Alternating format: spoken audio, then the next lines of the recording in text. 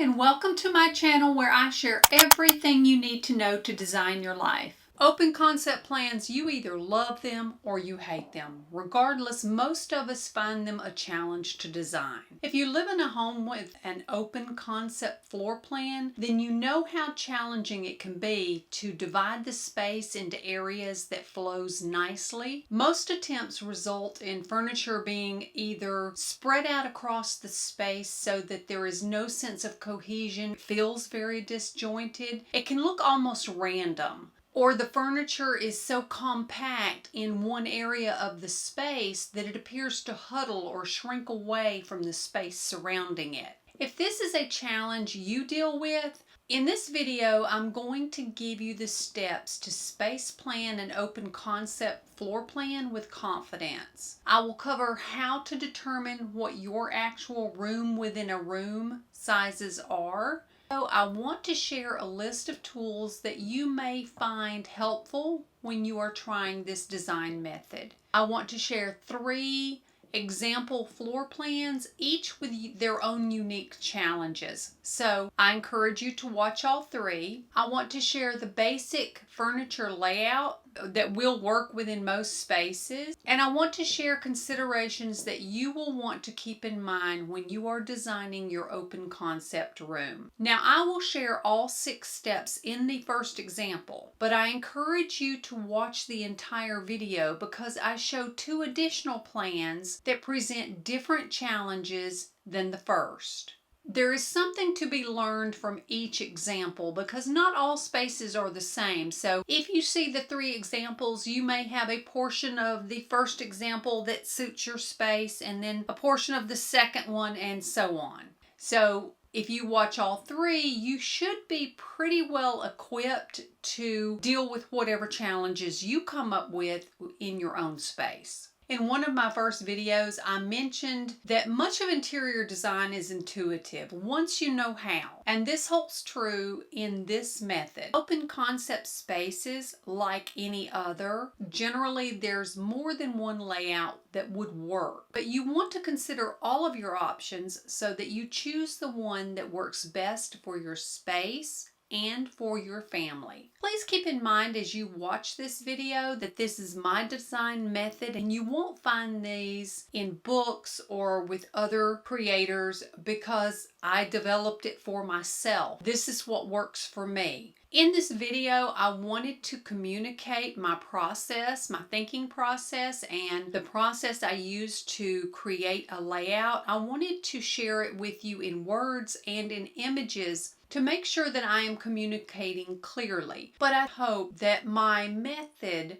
will help you see in the open concept spaces what you couldn't see before. At the very least, it will give you a starting point. Leave your thoughts below and let me know once you've watched the video. With that being said, let's get started. Some of the tools that you may find helpful throughout this process will be a floor plan, which you can either do on paper with grid paper and pencil and rulers, or you can do it on software. So whatever you feel most comfortable with, then that's what you need to do. If you're going to draw it out, you will need grid paper, a ruler, pencils, some painter's tape, a marker, software, camera, or a smartphone. Now, if you have a floor plan, perhaps your builder furnished you with a copy of your floor plan, then you can just photocopy the section that you're going to be working on.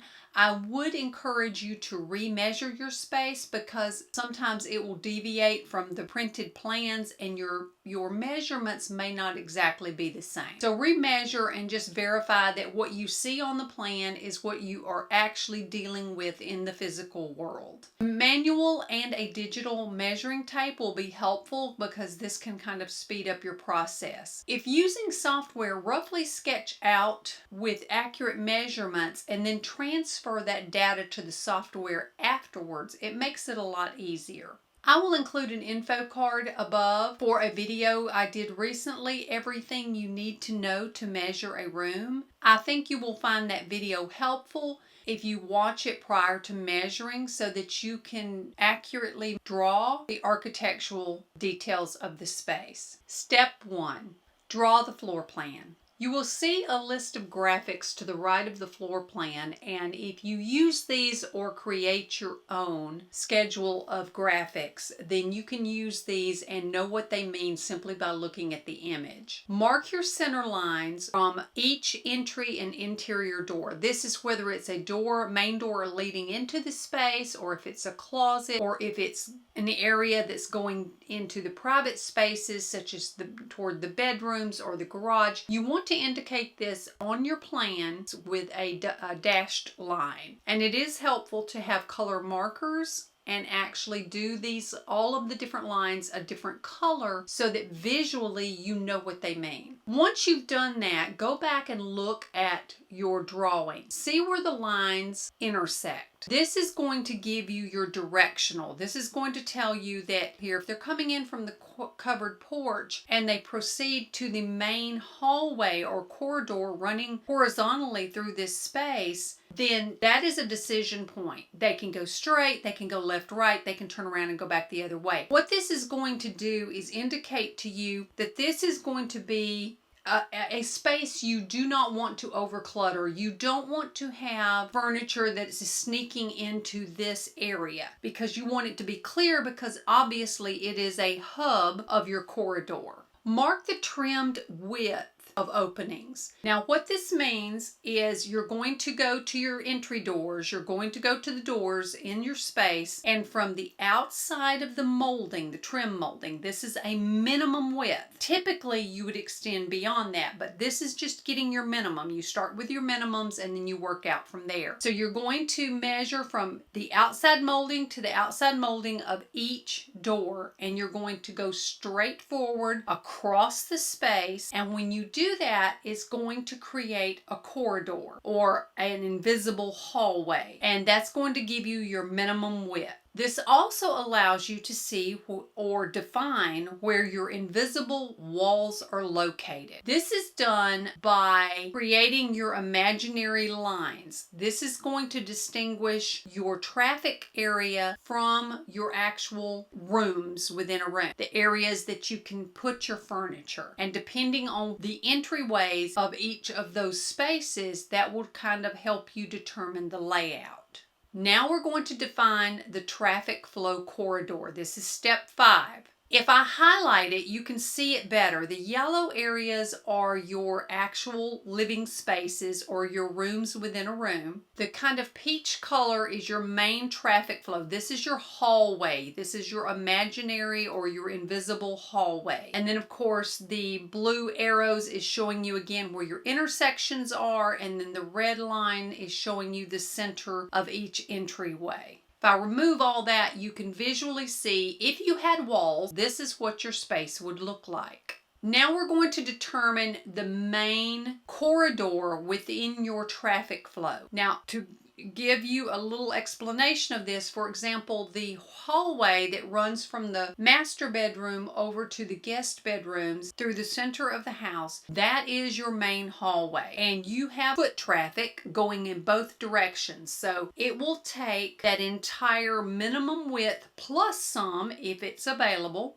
in order to accommodate people going back and forth. And again, you want to keep that area, that particular corridor, you want to keep it as free of encumbrances as possible. Now, coming in off the covered porch, you'll notice that I just have a center section of this width, this trim width. And the reason for that is typically if you have double doors or if you have a entry such as this, people tend to walk down the center of it, or they'll walk to one side of it. And I'll get into this a little bit later, but you can actually guide or divert your foot traffic depending on what you do. So if you have a double door, such as the one coming in off the covered porch, if you have a set of French doors, generally in French doors you'll have an operating door, and then you will have one that stays locked unless you unlock it to open it up to allow for the full effect of it. Depending on the door that you choose, whether it's a left or a right-handed door that is your operating door,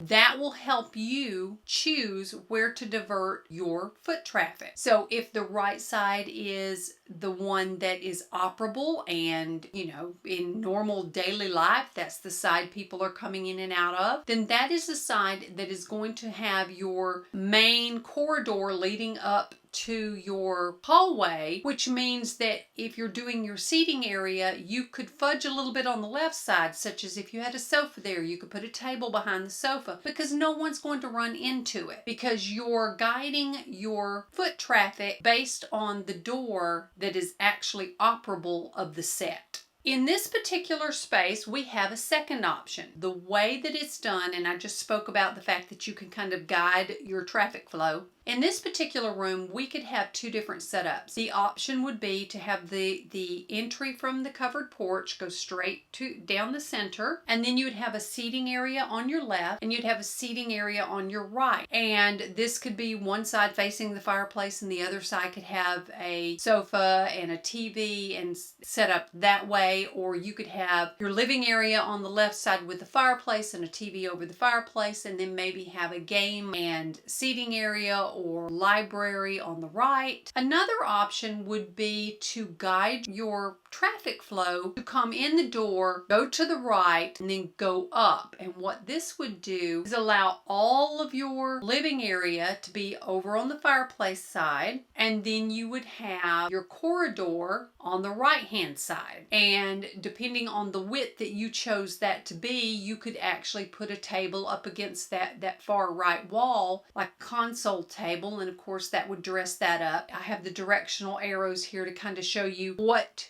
choices people would have as they go up through there. And then this is just a more simplified version of that so you can see it clearly and then without any distractions. Now the next thing you want to do is translate the traffic flow corridor to your physical room. You can do this with painter's tape. Now in our first scenario, where it goes up through where the corridor goes up from the entryway straight up through the center, you could have your seating area over to your left. You might have a reading nook tucked back in the lower corner, and then on the other side, as I mentioned before, maybe have a bookshelf along that wall to create a library with a gaming table and a couple of chairs, and that would be one way to set up this space. The next option would be to, as I mentioned before, have your corridor diverted. So in this case, you could divert it to the right, allowing you a larger living area to the left. So you could have a larger sectional, perhaps a couple of chairs. That could be the focal point, could be your fireplace, maybe with the television above it. And this would still allow, depending on how much of a corridor you create on the right, this would also allow you to have that set up with a table and a couple of chairs and maybe a bookshelf or bookcase to create a small library area. If someone wanted to sit down and put together a puzzle or play a game of chess. In case you are new here, my name is Clarice Smith and I am an eXp Realtor and interior designer. I share design and real estate content, giving you all the inside knowledge to create the spaces for the life you want to experience.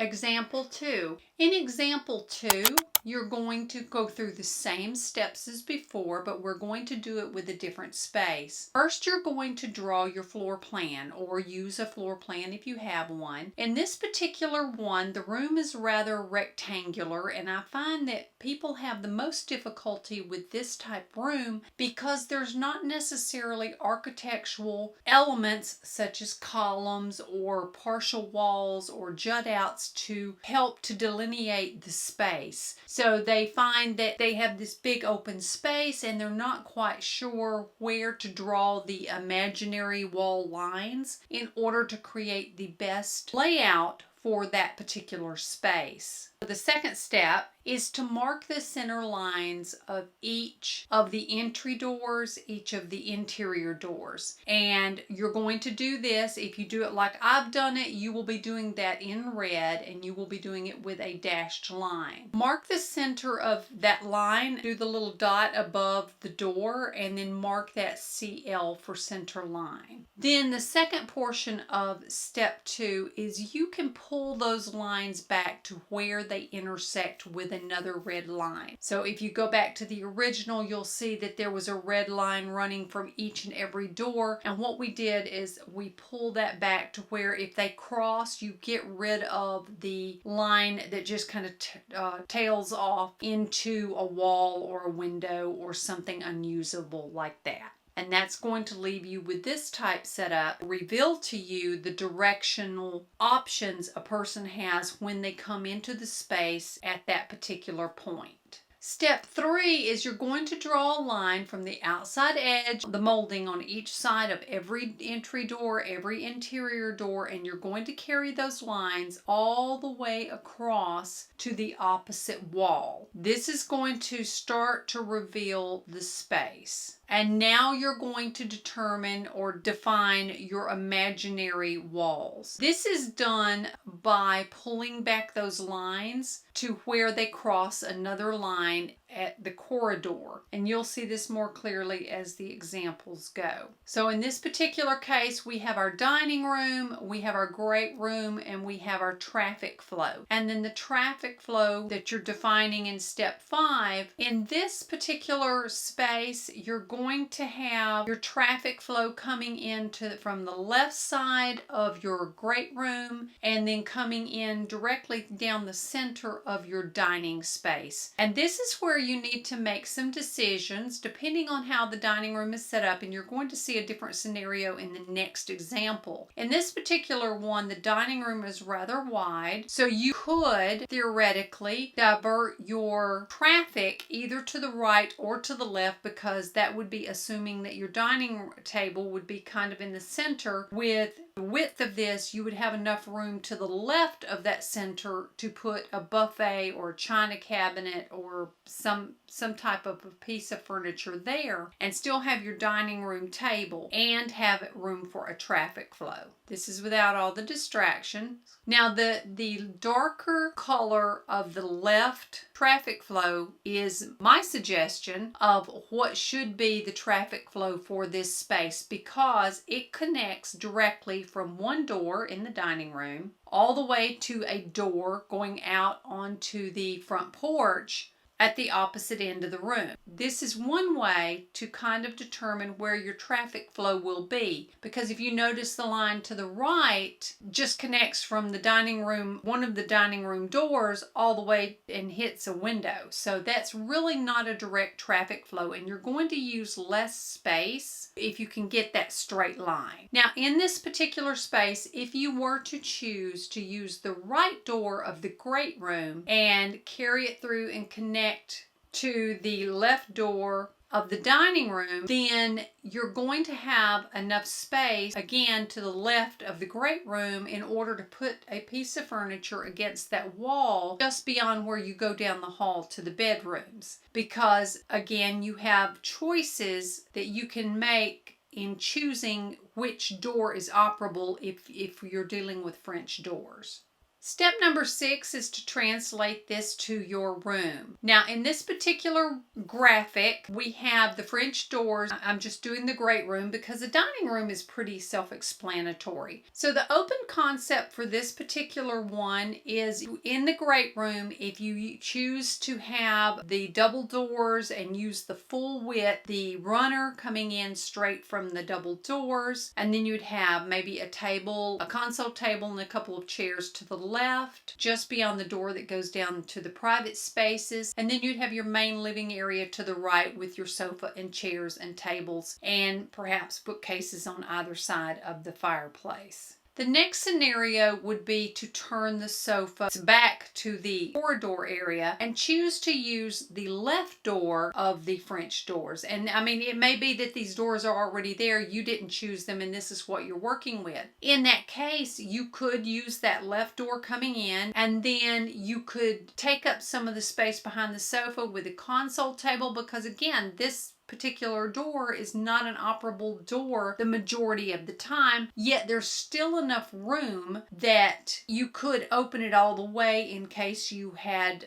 more of a situation where you were entertaining and you needed that extra space. And in that case, you could shift your couch and your console if you needed to. In example 3, again, it's a slightly different setup. In this particular one, we have a corner fireplace that juts out. And the first thing we're going to do in step 1 is to draw our space. In step 2, we're going to create the center lines from any openings, interior or entry doors. I think at this stage you get the point. Now you will notice that the center line goes straight through the corner of that fireplace, but this is just so you know where those lines would connect. And then it also lets you know where choices would need to be made, because remember, we're going to pull those lines back if they interfere with a wall, a window, or in this case, a fireplace. Step 3 is you're going to mark the trim width on both sides of entry doors and interior doors,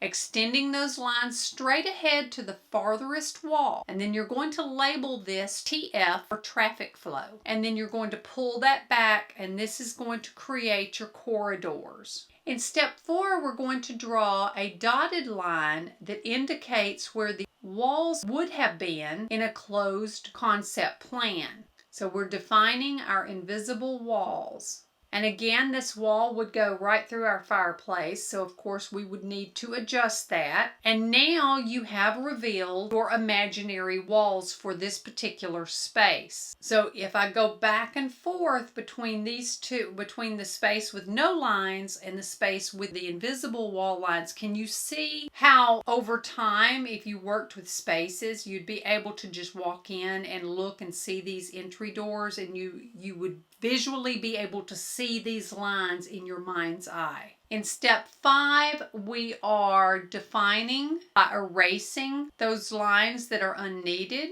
and defining our traffic flow. In this particular space, you can see the traffic flow comes in from the veranda, and then it comes in from, again, both sides of the space, which is so common in open concept spaces, because typically you'll have the living area in the center. The bedrooms or private spaces are split off to either side. You just continue to refine it until you can see invisible walls. You can see in the yellow portions where you could put your furnishings. Now this is the dining room where I was mentioning that sometimes you would have room for that buffet or china cabinet, and other times you would not. And instead of taking your dining room table and shoving it against the left wall there, what you would do is divert your traffic. Which I show here. If they're coming in the door, they would go slightly to their left and then down to what we're seeing as the right side of that table. And then that way you can have your full dining room, yet you can still have good traffic flow. And it would make sense to go to this side of the dining area, between the dining area and the kitchen, because that particular traffic flow or that particular space would be able to service both areas. Whereas if you split it up to where you had traffic flow going to the left side of your dining room table to service your dining room, and then to the right side to service your kitchen, you can see how it would eat up more space. You would end up with a smaller table. It would seem more crowded and cramped, and it would not be as usable of a space. And then of course you're going to translate that in step 6 to your actual room. Now if you do this, then you're able to look and see between the floor plan and your space plan for your furnishings. You can see how you could have a large sectional. There is our caddy corner fireplace. You could have a chase. You could have another chair and table behind it. So there's ways to arrange it. There's not really a lot you could do to the right side because you've got that bank of closets along that wall. You could dress them up in some way, perhaps camouflage the doors behind some large art.